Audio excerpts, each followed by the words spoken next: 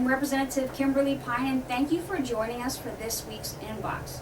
Well, we just finished another crossover where the bills from the Senate came over to the House, and we sent them back to the Senate. And so now what is going to happen is we're going to have conference committees where different legislators are assigned to a particular bill. I will have numerous conference committees because I have some of the most committees in the House of Representatives. There's one particular bill that I have been lobbied about, and both for as well as against, and that is the Evaluations of Teachers bill. And I want to explain why I was not in favor of that bill at this particular time. As many of you know, I have been a strong advocate for evaluating all of public workers.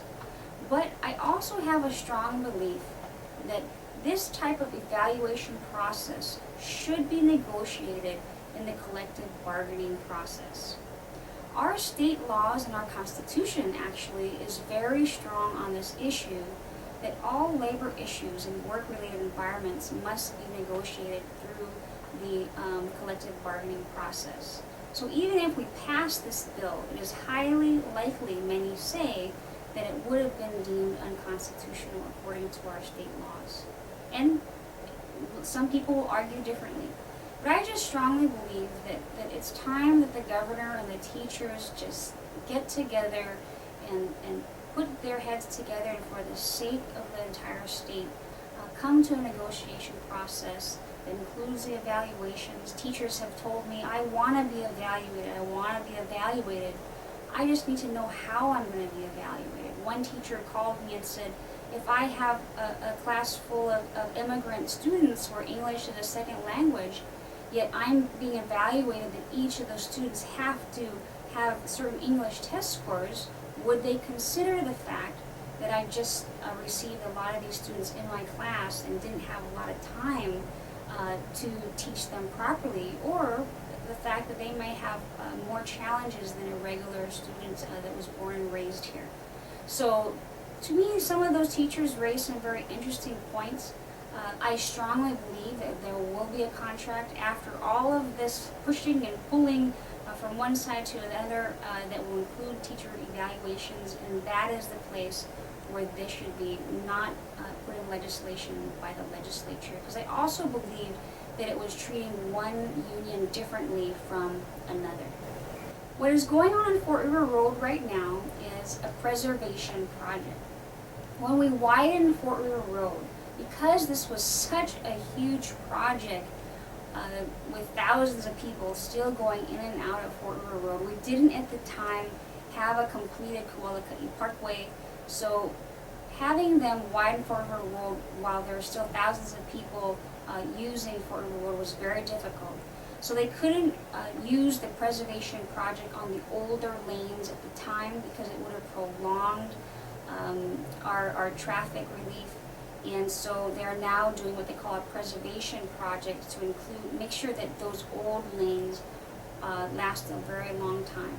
And they insist that they are using your taxpayer money wisely, according to the Department of Transportation. One thing I do want to let you know, the work schedules. If I were you, I would get on Kualaka'i Parkway as fast as you can. I would not recommend taking Fort River Road till perhaps the beginning or middle of May. What's going on now is they will be working from 7:30 to 2 p.m. I asked, why are you working at 2:30? At 7:30, and they said that they did a test and they found that the traffic was its highest after 2:30 because a lot of people were picking up all the kids from the various schools within the Ella Beach area, and so that is why they made that choice. I had wanted them to start at least at 8:30. And we will put a phone number on the screen here that you can call and let them know how you feel if you disagree with that decision. From April 16th to 19th, they will be working on their Renton to Kolawaka area. So I highly recommend those of you that are on the Eva by Gentry side. I would go through Keanui and get on Kapolei Parkway and then go to Kualaka'i Parkway. And so from 4/20, the week of 4/20, work will be done on the northbound lane of Fort River Road at Hanakahi. So for those residents that are trying to get up Fort River Road, I would go from Hanakahi and cross the way into Ocean Point and get on Kapolei Parkway if you do not want any delay. Some people are saying that the delays aren't that bad, but we're so spoiled now with the wide Fort River Road that any delay is irritating to all of us. So we're going to put the rest of the different schedules on our screen. We'll also regularly keep it on our website that we will have here on this announcement. So if you folks have any other questions about this project, you can go ahead and call the Department of Transportation, and we will keep tabs for you. All the resurfacing should be done by the first week of May, but keep in mind they will be doing some other touch-up projects like restriping till the end of May, which may still close a lane or two. All right, well, if you have any questions, please call me anytime. I'm Kymberly Pine, and thank you for joining us.